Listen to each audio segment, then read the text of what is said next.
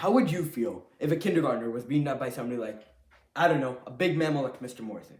This guy must have some ego, thinking that beating up somebody smaller than him makes him stronger than he already is, right?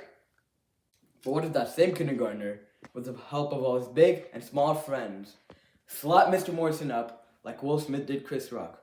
Well, ladies and gentlemen, that is exactly what is happening to Russia and Ukraine on the world stage.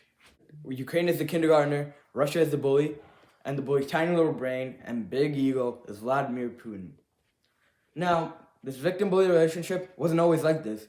Before this, there was a friendship, and that friendship was called the Soviet Union. Being a part of the Soviet Union, Russia even gave the city of Crimea to Ukraine. But in 1991, the Soviet Union fell into the abyss of historically failed sovereign countries. But Russia didn't let go of this.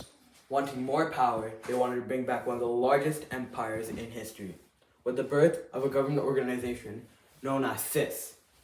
Birth of CIS, Russia invited all former Soviet Union members to an event, like a baby shower or a kindergarten playdate. This is where this bully in Russia really started to come out, as he talked about why the US sucked. Which I don't disagree with because of Ohio and Alabama. Unlike me, Ukraine isn't so critical, so they just left the meeting and relaxed, right? Wrong. It turns out that there are leftover Soviet nukes in Ukraine. And what does Ukraine do with them? They give them back to Russia, a nuclear powerhouse. And what does Russia do?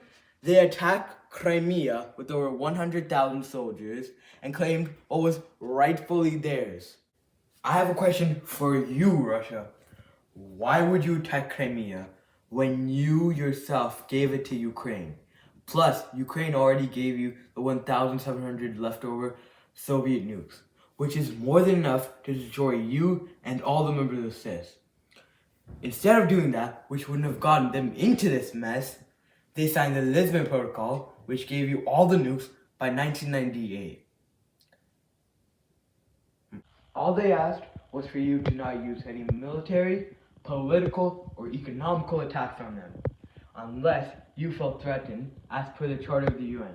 And boy oh boy, big bully nuclear powerhouse Russia totally felt scared of the third world prepubescent. So what did you do? You sniffed out reasons that you should be scared of that third world nation.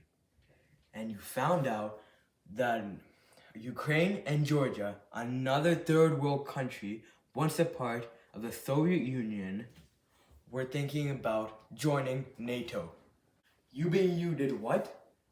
You fed fear into Ukraine so he would join NATO, an organization made to strengthen bonds between countries from the North Atlantic and destroy the USSR by attacking Georgia. After all the hassle of sending land, air, and sea forces to attack Georgia, people would think you'd take a break before you took it out on Ukraine. But no, you randomly swooped in when riots started breaking out in Ukraine and took Crimea. And because of your greediness and stupidity, you're making the whole world collapse. So thank you, Russia, for bringing me and the whole world into World War III.